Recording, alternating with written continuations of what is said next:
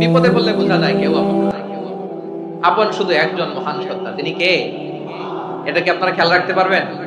হ্যাঁ, বিপদে আপদে কেউ আমাদের বাঁচাতে পারে না, তরাতে পারে না, মুক্তি দিতে পারে না, উদ্ধার করতে পারে না, একমাত্র আমার প্রভু ছাড়া, আল্লাহ ছাড়া। চিল্লায় বলেন ঠিক কিনা? এবং প্রিয় পটুয়াখালীর ভাইয়েরা, মাথার সাথে এটা সেট করে নিতে হবে যে আমাদের পুরো জীবনটাই পরীক্ষা। পুরো জীবনটাই কি? The life is a test. পুরো জীবনটাই পরীক্ষা। এই জীবনে বিপদ আসবে, আপদ আসবে, পরীক্ষা আসবে, সবার জীবনে এটা থাকে। এক একজনের পরীক্ষা এক এক রকম। আমার পরীক্ষা একরকম, মাসুদ ভাইয়ের পরীক্ষা একরকম, চৌধুরী সাহেবের পরীক্ষা একরকম, আপনার পরীক্ষা একরকম, উনার পরীক্ষা আবার আরেক রকম। পুরো পৃথিবীটাই পরীক্ষা ক্ষেত্র, সবাই পরীক্ষা দিচ্ছি, কিন্তু কারো পরীক্ষা প্রশ্নের সাথে কারোটার মিল নাই। সুবহানাল্লাহ পড়বেন না? পুরোটাই পরীক্ষা ক্ষেত্র, সবাই পরীক্ষার্থী, কিন্তু প্রশ্নপত্র একটার সাথে আরেকটা মিলে না। One doesn't match the other. একজনেরটার সাথে আরেকজনেরটা মিলে না। কাউকে আল্লাহ তাআলা ধনী বানিয়ে পরীক্ষা করেন। কি বানিয়ে? কথা কি বুঝতেছেন নাকি কষ্ট হচ্ছে? কষ্ট হচ্ছে আপনাদের? কাউকে আল্লাহ ধনী বানিয়ে পরীক্ষা করেন, আবার কাউকে আল্লাহ তাআলা গরীব বানিয়ে পরীক্ষা করেন, কাউকে আল্লাহ অসুস্থ বানিয়ে পরীক্ষা করেন। কেউ দেখবেন যে দুরারোগ্য ব্যাধিতে আক্রান্ত, ডাক্তার বলেছে আর সময় নাই, দুরারোগ্য ব্যাধি, ক্যান্সার, যার নেই কোনো অ্যানসার, তার জন্য পরীক্ষা হচ্ছে এই রোগ। আরেক লোক দেখবেন তার আবার রোগ বালাই নাই, মাশাআল্লাহ, তাকে আল্লাহ তাআলা আর্থিক দৈন্যতা, দারিদ্রতা দিয়ে পরীক্ষা করছেন। এরকম আছে না নাই? টাকা পয়সা নাই, দিন আনে দিন খায়, যা আছে তাতে চলে না, এটা তার জন্য পরীক্ষা। আবার আরেক শ্রেণীর লোক দেখবেন তাকে আল্লাহ অসুস্থতাও দেয় নাই, দারিদ্রতাও দেয় নাই, তার দাম্পত্য জীবনের সমস্যা আছে না নাই? স্ত্রী কথা শোনে না, অথবা ছেলে মেয়ে কথা শোনে না। তাহলে পরীক্ষা সবার জীবনে আছে, এক একজনের পরীক্ষাটা এক এক রকম। আল্লাহ তাআলা দেখতে চায় যে এই পরীক্ষার সময় আমরা কিরকম রেসপন্স করি, how to deal with the test, কিভাবে এই বিপদ আপদ পরীক্ষাগুলোকে আমরা হ্যান্ডেল করব, ডিল করব। এটা হচ্ছে আজকের আলোচনার বিষয়। বুঝতে পেরেছেন সবাই? আমার প্রিয় ভাইরা, তাহলে পরীক্ষাময় আমাদের জীবন, বিপদ আপদ পরীক্ষা, এটা মানুষের পিছু ছাড়ে না। সবার জীবনে পরীক্ষা আছে। নবীদের জীবনেও পরীক্ষা ছিল। সাহাবারা জিজ্ঞেস করেছেন, ইয়া রাসূলুল্লাহ, আইয়ুন নাসি আশাদ্দু বালাআন ফিদ দুনিয়া, এই দুনিয়ার বুকে কাদের পরীক্ষা সবচেয়ে বেশি? বিশ্বনবী বলেছেন, আল আম্বিয়া। এই পৃথিবীতে সবচেয়ে বেশি পরীক্ষা আল্লাহ তাআলা নিয়ে থাকেন নবীদের। কাদের? নবীদের। সুম্মাল আমসাল ফাল আমসাল, এরপরে নবীদের পরের স্তরে যারা, তাদের পরীক্ষা। এরপরে তাদের পরের স্তরে যারা, তাদের পরীক্ষা। সিদ্দিকীনদের, শুহাদাদের, সালিহিনদের, আল্লাহওয়ালাদের। যার ঈমান যত মজবুত, তার জীবনে পরীক্ষাও তত বেশি। চিল্লায় বলেন ঠিক কিনা? তাহলে মুমিনরা, বিশ্বাসীরা, আমরা কি পরীক্ষা বিপদ আপদে ভয় পাই? হ্যাঁ, বিপদ দেখলে ভয় লাগে আপনাদের? ভয় লাগে? হ্যাঁ, না, মুমিনরা বিপদে ভয় পায় না, তারা হতাশ হয় না, সুবহানাল্লাহ, তারা নিরাশ হয় না। বিশ্বাসীরা হাল ছেড়ে দেয় না, তারা ভরসা রাখে একজনের উপর। চিল্লায় বলতে হবে তিনি কে?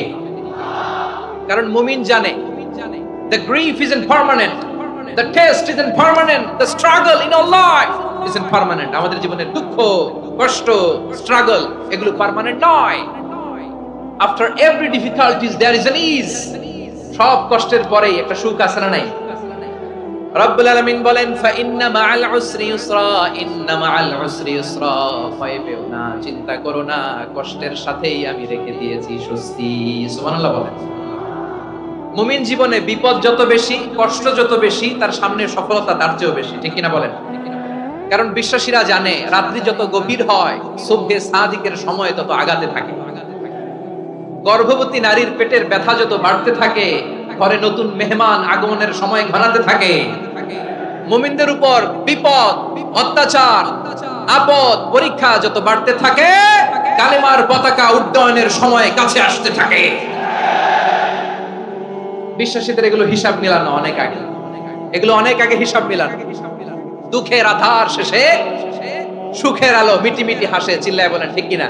দুঃখ যত বেশি, পরীক্ষা যত বেশি, কষ্ট যত বেশি, সুখের সময় তত কাছাকাছি। চিল্লায় বলতে হবে ঠিক কিনা?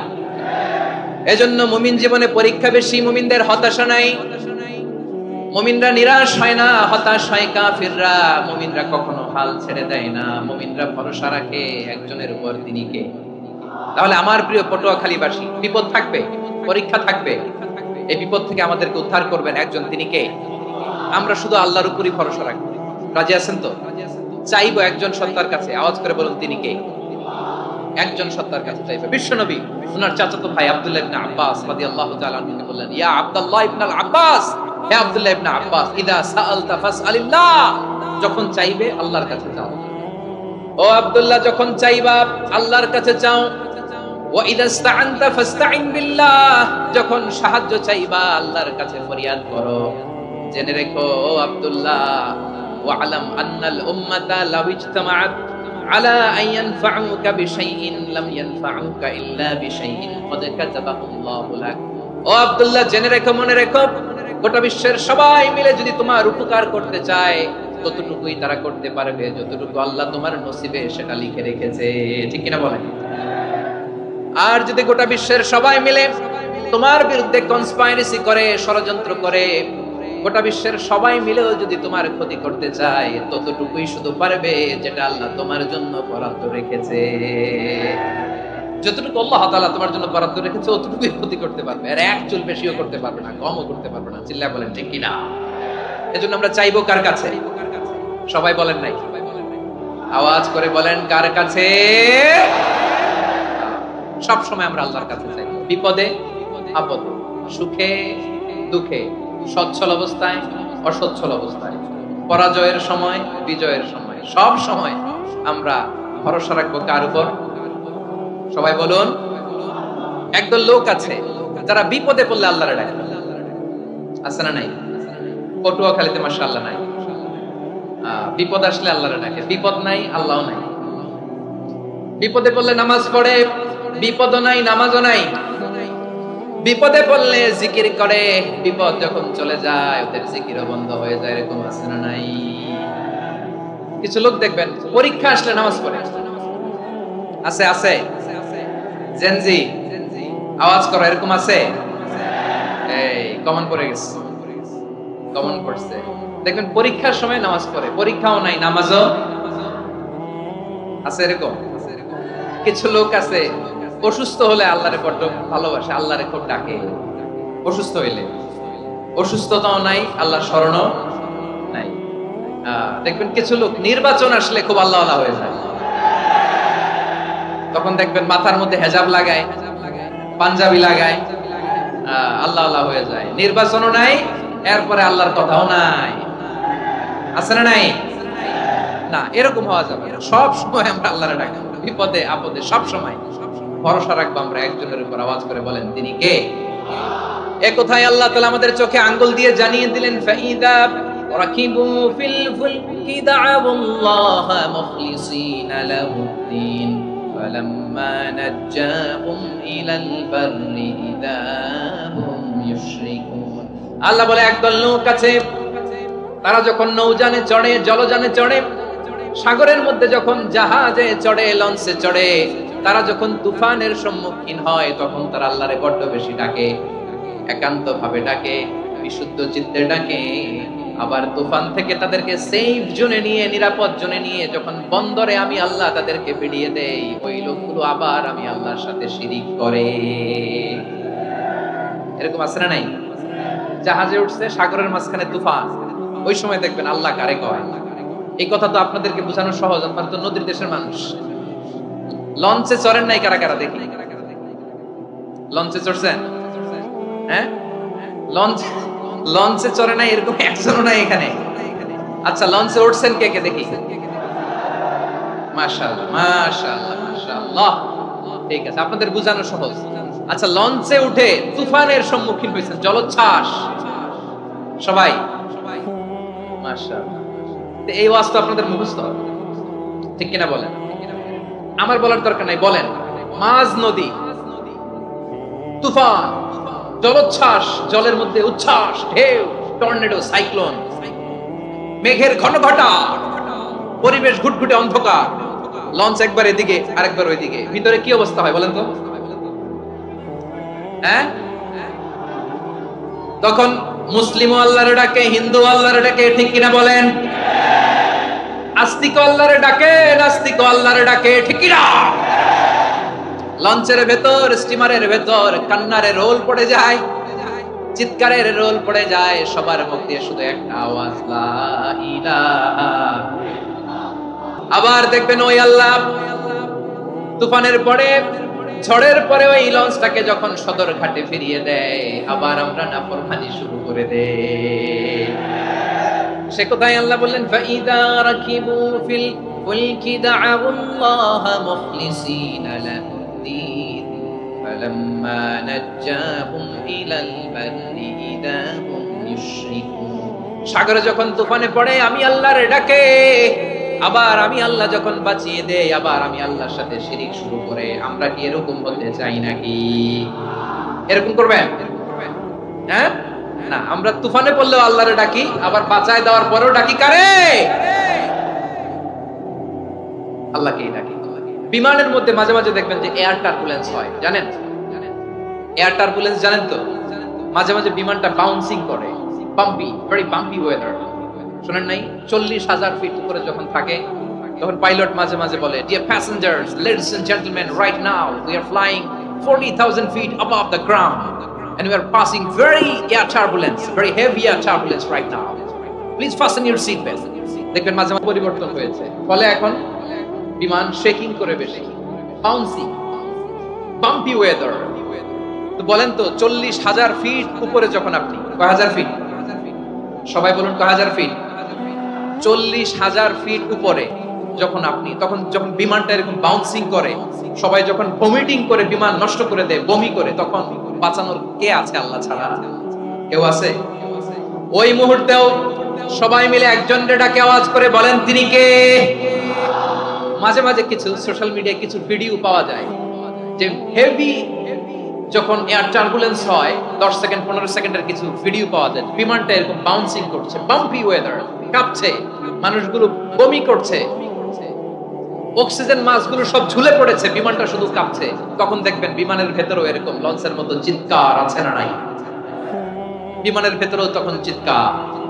গত বছর হিথ্রো এয়ারপোর্ট থেকে সিঙ্গাপুর এয়ারলাইন্সের একটা ফ্লাইট, হিথ্রো টু চাঙ্গি, একটা ফ্লাইটে এমন বেশি এয়ার টার্বুলেন্সের শিকার হয়েছিল ওই এয়ারক্রাফটটা, 33 জন যাত্রী সেখানে আহত হয়েছে, একজন যাত্রী নিহত হয়েছে। কেবিন ক্রুজ, এয়ার হোস্টেস যারা আছে, একজনের নাক ফেটে, চোখ ফেটে, কপাল ফেটে, ব্লিডিং হয়ে শয়লা। প্রিয় ভাইরা, 40,000 ফিট উপরে বিমানটা যখন কাঁপবে, তখন আমাদেরকে আল্লাহ ছাড়া আর কেউ বাঁচানোর আছে? এত আসতে বললে হবে? ওই কঠিন মুহূর্তে আমার বাবা আমারে বাঁচাতে পারে, আমার বন্ধু আমারে বাঁচাতে পারে। এই গ্রাউন্ডে, জমিনের বুকে আমার প্রোটোকল, আমার ক্ষমতা, আমার দাম্ভিকতা, কোনো কিছু আমারে বাঁচাতে পারে একজন ছাড়া। চিল্লায় বলতে হবে, তিনি কে? পদে পড়লে আমরা পড়বো, ইন্না লিল্লাহি ওয়া ইন্না ইলাইহি রাজিউন, আল্লাহুম্মা আজুরনি ফি মুসিবাতি ওয়াখলুফ লি খায়রাম মিনহা। করবেন? করবেন না? যারা যারা বিপদ আসলে এই দোয়াটা পড়বেন এখন থেকে, আওয়াজ করে ইনশাআল্লাহ বলেন। যা হারাইছেন তার চেয়ে শ্রেষ্ঠ জিনিস দিয়ে বদলা দিবে কে? বিশ্বাস হয়? একটু সন্দেহ লাগে মনে হয়, একটু সন্দেহ আছে? যাদের বিশ্বাস হবে তাদের কি আল্লাহ উত্তম বদলা দিবে, ঠিক কিনা বলেন? তাহলে বিপদে পড়লেই প্রথমে আমরা এটা পড়ব। দোয়াগুলো যদি এখন মুখস্থ না হয়, এই যে রেকর্ডিং হচ্ছে, পেয়ে যাবেন, কালকেই পেয়ে যাবেন। শুনে শুনে মুখস্থ করবেন। আমার মায়েরা, আমার বোনেরা, আপনাদের জন্য 3টি মাঠের অ্যারেঞ্জমেন্ট করা হয়েছে, আমি জানি। আপনারা এই দোয়াগুলো পড়বেন, আপনার স্বামীকে শেখাবেন, সন্তানকে শেখাবেন, আপনার পুরো পরিবারটাকে জান্নাতের টুকরো বানিয়ে দিবে কে? তাহলে বিপদ আসলে প্রথমে কি পড়তে হবে এটা জেনে গেলাম। এরপরে বিপদ আসলে নিজেকে কি করে আল্লাহর কাছে সঁপে দিতে হয় এটাও জানার দরকার আছে না নাই? বিপদে প্রথমে ইন্নালিল্লাহ পড়লাম, ধৈর্য ধারণ করলাম, বিপদ থেকে উদ্ধারের সর্বোচ্চ চেষ্টা করলাম। আমার কাজ যখন শেষ, তখন আমি আমার এই বিষয়টা আল্লাহর কাছে সঁপে দিব। কার কাছে সুপর্দ করব? কার কাছে? বিপদে বললে কেমন করে নিজেকে আল্লাহর কাছে সঁপে দিতে হয়, আসুন সাইয়েদনা ইব্রাহিম আলাইহিস সালামের জীবনী থেকে জানি। আল্লাহর খলিল ইব্রাহিম আলাইহিস সালাম আমাদের মতো সমাজ ব্যবস্থা পায় নাই। আমরা জন্মের পরে আমাদের কানের ভেতরে আজান দিয়েছে কে? একামত দিয়েছে কে? আমাদের বাপ দাদারা আমাদের কানে আজান দিয়েছে কি দেয় নাই? আমাদের জন্মের পরেই তো আজান, একামত। বাড়ির পাশে মসজিদ, প্রতিদিন আজান, জুমার খুতবা, প্রতি মাসে মাসে তাফসিরুল কোরআন মাহফিল, মসজিদ, মিনারা, অভাব নাই। ঠিক কিনা বলেন? আপনি যেই সুন্দর ইসলামিক এনভায়রনমেন্ট পেয়েছেন, আমাদের ইব্রাহিম খালিল উনিও কি এরকম পেয়েছিলেন? হ্যাঁ, উনি জন্মের পর পরে ওনার কানে আজান দিয়েছে কেউ? আমার প্রিয় ভাইরা, আগা গোড়া একটা শিরকি পরিবেশ উনি জন্মগ্রহণ করেছেন। উনি ছাড়া ওই তল্লাটে একজনও আল্লাহর উপর বিশ্বাসী নাই। কল্পনা করতে পারেন? গোটা তল্লাটে, গোটা দেশে বিশ্বাসী মুমিন, আল্লাহর উপর বিশ্বাস স্থাপনকারী কয়জন? সবাই বলেন কয়জন? বাকি সব মুশরিক। বাকি সব মুশরিক নিজের সাথে নিজে শক্ত বোঝাপড়া করে, অ্যানালজি করে, সেলফ কনভারসেশন করে উনি মহা সত্যের সন্ধান পেয়েছে। উনি আকাশের তারা দেখে ভাবে মনে হয় এটাই আমার খোদা, পরে দেখে তারা নাই, মনে মনে বলে না তাইলে এটা না। আবার চাঁদ দেখে বলে চাঁদটা বড় মায়া লাগে, মনে হয় এটাই আমার রব, পরে দেখে চাঁদও নাই, কয় না এটা না। এরপরে দ্বীপ প্রহরের জলজলে সূর্যটা খা খা করে গোটা পৃথিবীটারে রৌদ্র দিয়ে তাতিয়ে রাখে। তিনি ভাবলেন মনে হয় এটাই আমার রব, কারণ এটাই তো সবচেয়ে বড়। কিন্তু বিকেল বেলা ওই সূর্যটাও যখন চলে যায়, সাইয়েদনা ইব্রাহিম বলে না এটাও তো নাই, আমার খোদা যদি আমারে ছেড়ে চলে যায়, বিপদে পড়লে আমারে উদ্ধার করবে কে? এভাবে নিজের সাথে অ্যানালজি, সেলফ কনভারসেশন করতে করতে করতে তিনি মহা সত্যের সন্ধান পেয়েছেন। সুবহানাল্লাহ পড়েন।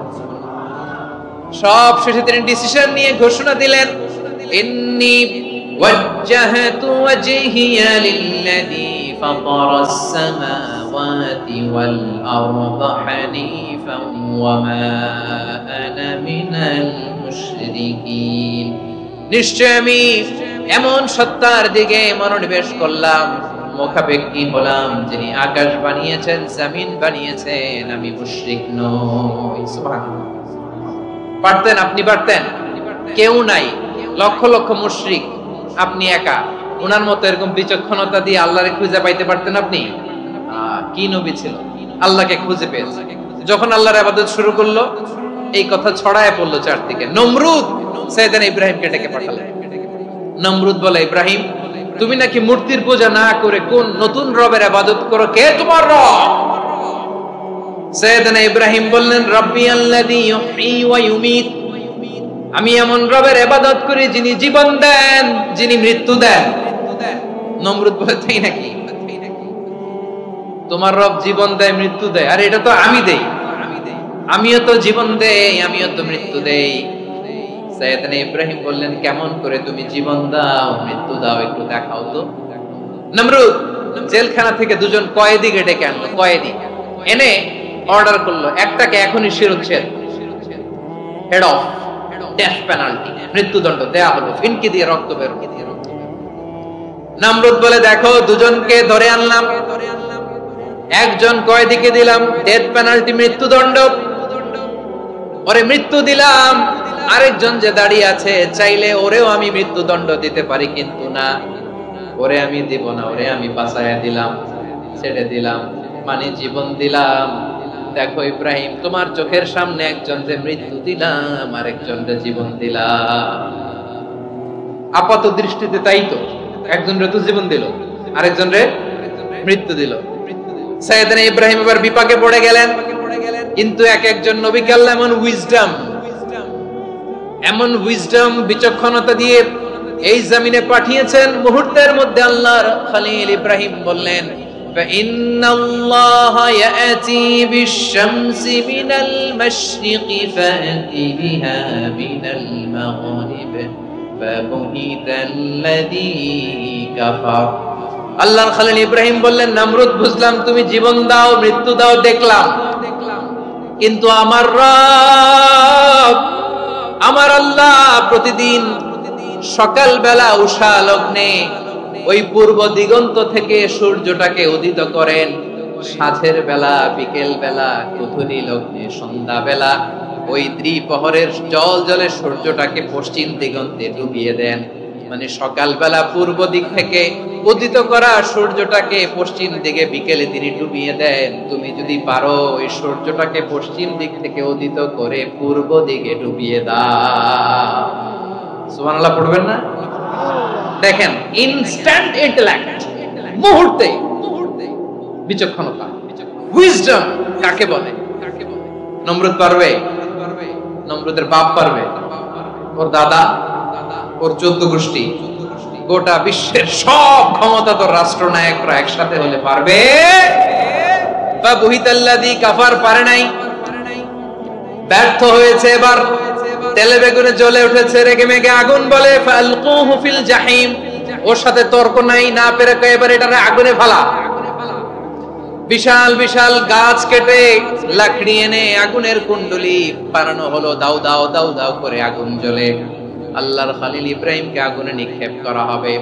আল্লাহর খলিল সাইয়েদনা ইব্রাহিমের হাতের মধ্যে রশি দিয়ে টাইট করে বাঁধা হলো, পায়ের মধ্যেও টাইট করে রশি দিয়ে বাঁধা হলো।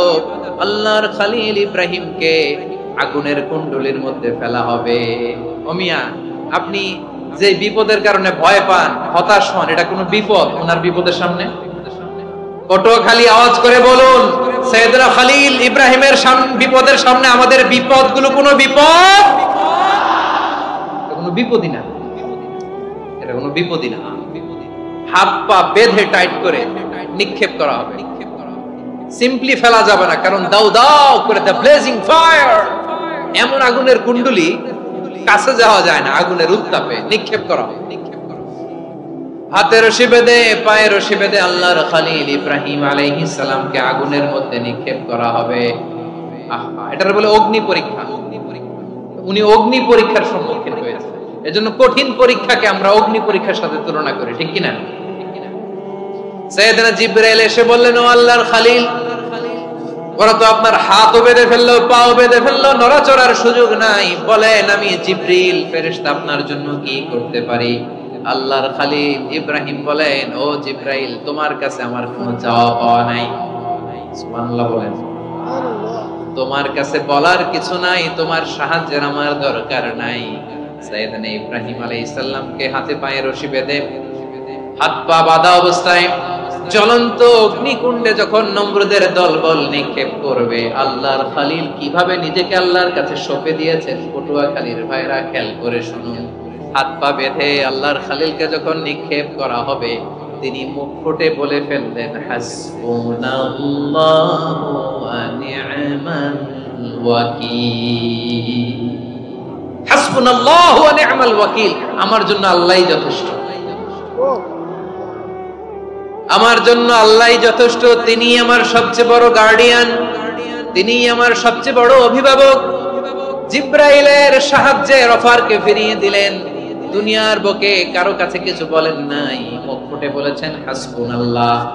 ও আমার পটুয়াখালীর প্রাণের ভাইয়েরা, খেয়াল রাখবেন, কোন বান্দা তার হাতে থাকা সব চেষ্টাটুকু করার পরে মুখ ফসকে মুখ দিয়ে যখন বলে ফেলে হাসবুনাল্লাহ, বান্দা যখন হাসবুনাল্লাহ বলে ফেলে, ওই ব্যাপারটা ডিল করার দায়িত্ব স্বয়ং আল্লাহ আরশের উপর থেকে নিয়ে নেয়। আপনি যখন বলে ফেলবেন হাসবুনাল্লাহ, এটা ডিলিং করবে কে তখন? চিল্লায় বলেন না, তিনি কে?